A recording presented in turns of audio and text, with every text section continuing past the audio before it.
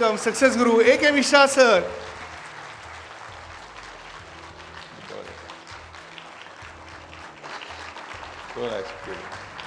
Good morning. थोड़े और जोर से. Good morning. That's good. That's good. You are the future of the country. Your enthusiasm will give the real direction to the country, right? You all are ready for today? Right. It's always a great pleasure to be in Maharashtra whenever I come. This is the second time I have come in Nagpur. Last response was also extraordinary, and I'm happy to see such a large number of the students coming on this Sunday, right? First message I want to give you. पूरी दुनिया को बदलना है तो खुद को बदल डालो. Be the change you want to see in the world. This is the statement of Gandhi ji. Gandhi ji ने कहा जो तुम अपने जीवन में परिवर्तन चाहते हो उसके लिए सबसे पहले अपने आप को परिवर्तन लाओ. आपकी सर्कल, आपके लोग, आपकी चीजें अपने आप बदलती जाएंगी. आज आपके मन में एक डर है कि क्या मैं आईएएस कर सकता हूं या कर सकती हूं. यह डर क्यों है? अज्ञान के कारण. जिस दिन ज्ञान हो गया इसका, जो अभी और इसी समय इसी सेमिनार के अंदर हम क्लियर कर देंगे कि आप कैसे कर सकते हैं. जो हिम्मत नहीं है आपके अंदर वो पैदा होगा, क्योंकि हम आपको असलियत का साक्षात्कार कराएंगे कि ये चीजें क्यों हैं, क्यों इंसान नहीं बन पाता. आप देखो सिविल सर्विसेज एग्जामिनेशन को, जिसको आप बहुत कठिन मुश्किल समझते हो, उसका सिलेबस क्या है आपने देखा है? सिलेबस 10+2 के एग्जामिनेशन का सिलेबस. 10+2 में जो आपने पढ़ाई की है सिलेबस वही है. 9 से लेके 12 तक की जो किताबें हैं वो आपकी काम की हैं. जो आपने पढ़ाई की है सिलेबस आईएएस के नाम पर, ये डर मन में बिठाने की जरूरत नहीं है कि इतना बड़ा सिलेबस है, इतना हाई लेवल का सिलेबस है. ये यूनिवर्सिटी कॉलेज में पढ़ने के द्वारा ना जो ये मैटर आता है जिसको कहते हैं हाई लेवल का सिलेबस, ऐसा इस हाई लेवल की चीज इसमें सिलेबस के अंदर है ही नहीं, क्योंकि इसमें विद्वान लोगों की जरूरत ही नहीं है. इस सर्विस के अंदर विद्वान की जरूरत नहीं है. जो विद्वान है उनका काम यूनिवर्सिटी में है, रिसर्च करने के लिए है, किसी डिपार्टमेंट में स्पेशल करने के लिए है. यहां जरूरत नहीं है, क्योंकि एक विद्वान आदमी यदि आईएएस बनेगा तो सबको जाकर किताब लेके पढ़ा रहा होगा, वो फिर काम नहीं करेगा. वो जो उसके अंदर के लोग आएंगे उनको कहेगा तुमको ये नहीं आता, तुमको वो नहीं आता, और सारे अपने सॉबर्डिनेट्स के सिर पे बैठा रहेगा. राइट. यहां वैसा आदमी नहीं चाहिए. ये आदमी चाहिए प्रैक्टिकल, जो समझे, ज्ञान तो रखता हो लेकिन बुद्धिमानी से उसका इस्तेमाल करता हो, रिसर्च करने ना बैठ जाए. अब मान लीजिए कि कोई कहीं भूकंप हो गया, तो भूकंप हो गया, बहुत विद्वान आदमी है तो कहेगा सारा रिसर्च शुरू करो कि भूकंप हुआ क्यों है, और सब लोगों को पढ़ाओ ब्लैक बोर्ड लेके भूकंप होता क्यों है. अरे ये काम ही नहीं है उसका. भूकंप क्यों हुआ, वो सब रिसर्च सेंटर बने हुए, लोग बाद में देखेंगे उसका असर क्या. जो घटना घट गया अभी तो खत्म करो, उसका समाधान देने की जरूरत है. राइट. तो यू नीड ए प्रैक्टिकल. ये सारी बातों का एक निष्कर्ष है, और वो ये है अपने पर विश्वास करना, खुद पर विश्वास करना कि मैं ये कर सकता हूं, ये कर सकती हूं. इसको जगाने में इंसान को बहुत टाइम लग जाता है. बहुत इंसान इससे डरता है, हो सकता है, नहीं भी हो सकता, होगा या नहीं होगा. खुद ही इंसान हारता है, खुद ही अपने जीतता है. राइट. हम कर पाएंगे नहीं कर पाएंगे, एक थोड़ा सा चेंज के लिए भी और फिर विषय वस्तु को डिस्कशन करने के लिए एक कहानी सुनाता हूँ, फिर हम उस डिस्कस करेंगे. एक बार एक राजा जो है, जो बहुत न्यायप्रिय राजा था, तो उसके दो जो दोस्त हैं किसी अपराध में पकड़े गए जिसमें मृत्यु दंड देना निश्चित था. लेकिन उनके बहुत अजीज दोस्त थे, वो चाहता नहीं था कि वो जाएं. तो उन्होंने एक तरकीब निकाली कि एक खाई ढूंढो, उसके दोनों ओर रस्सी बांध दो, और उनमें से जो सही होगा वो रस्सी में चलता हुआ क्रॉस करके रह जाएगा, बच जाएगा तो बच गया, और जो नहीं क्रॉस, जो अपराधी होगा वो गिर के मर जाएगा. ऐसा कर करके उनको एक मौका दिया. तो जब पहला जो उसका व्यक्ति था वो धीरे धीरे कोशिश करते हुए चल करके वो दूसरे साइड चला गया, बच गया. तो दूसरा जो दोस्त, उसका जो दोस्त था, वो पीछे से आवाज़ देने लगा कि अरे मेरे प्यारे दोस्त बताओ तुम क्रॉस कैसे किए, वो तरकीब बता दो. दूसरे बोला ये तो मुझे नहीं पता कैसे क्रॉस किया, कि जब जब भी मुझे परेशानी आई लगा कि एक साइड गिर रहा हूँ, दूसरे बैलेंस करते गए, मैं पहुँच गया. दूसरे ने सोचा अब तो मुझे तरकीब पता चल गया, मैं तो और अच्छे से आराम से क्रॉस कर दूंगा. 3-4 स्टेप नहीं चल पाया और नीचे गिर के वो मर गया. राइट.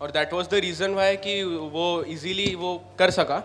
बट सेकेंड अटेम्प्ट में ऐसा हुआ कि उसको तरीका पता रहने के बाद में भी वो नहीं कर सका, क्योंकि वो उसने गोल की तरफ देखा पर उसके आजू बाजू जो प्रॉब्लम्स आ रहे थे उसने उस चीज़ पे भी फोकस किया और उस वजह से वो डिस्ट्रैक्ट हो गया उस प्रॉब्लम्स की वजह से। डिस्ट्रैक्शन आ गया उसका, डिस्ट्रैक्शन की वजह से वो नहीं कर सका। सर उसके पास ज़्यादा एविगेशंस नहीं थे डिस्ट्रैक्ट होने के लिए, कि वो सिर्फ रास्ता देख रहा था कि उस तरफ पहुंचने के लिए कुछ तो है उसके पास, और दूसरे वाले ने पहले वालों की देख के ऐसे सोचा था ये तो पार कर लिया, अगर मैं पार नहीं कर पाया तो।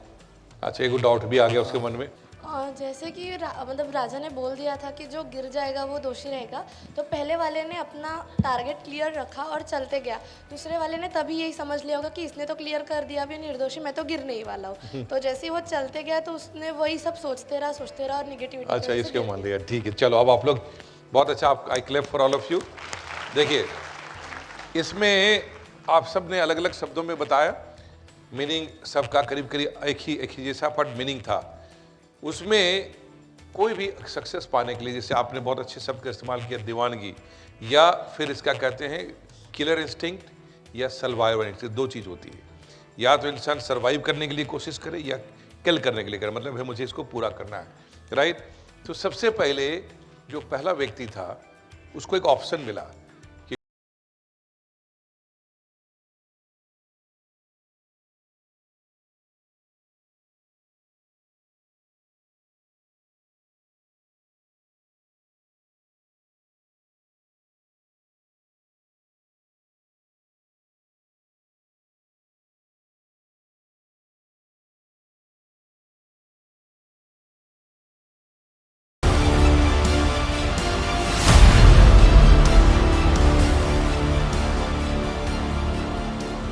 कहते हैं कि लक्ष्य की ओर निगाहें हों तो कदम अपने आप बढ़ते चले जाते हैं। ये एक शायरी है, लेकिन हर शायरी के पीछे एक साइंस छुपा होता है।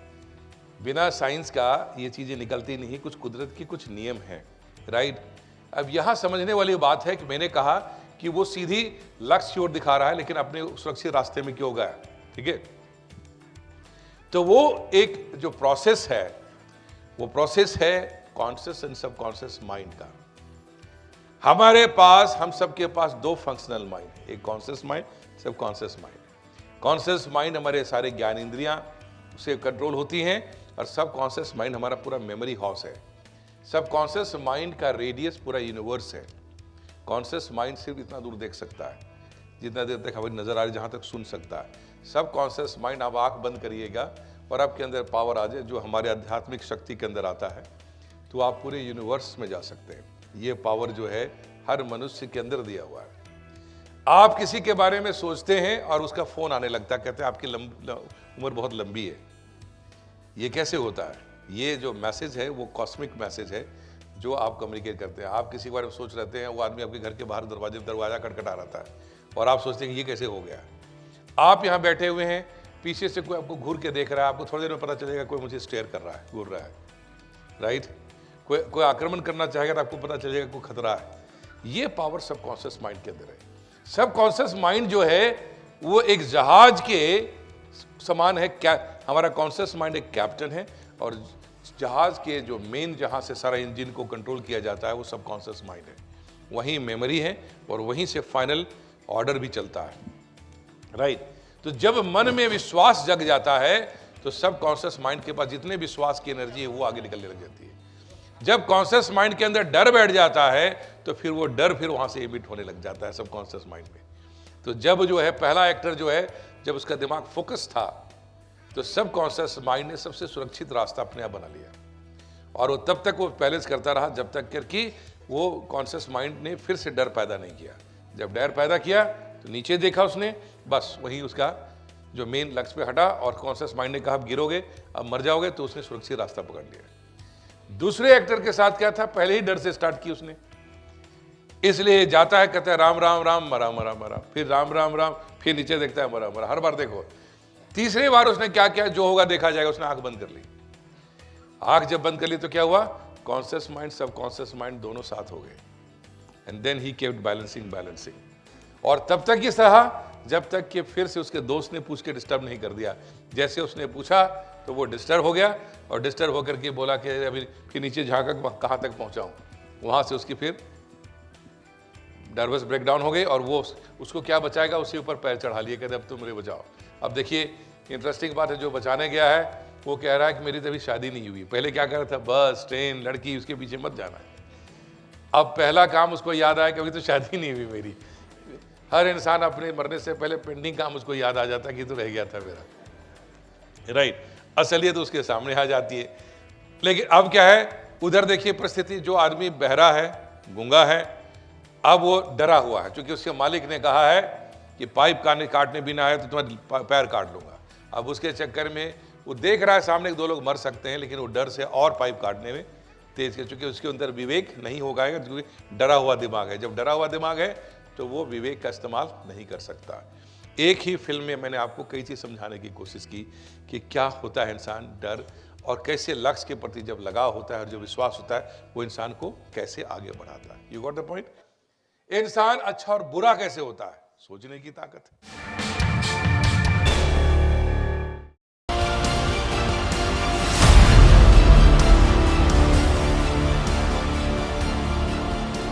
मनुष्य के पास सबसे बड़ी ताकत क्या है जो दूसरे जानवरों से अलग करता है? सोचने की ताकत।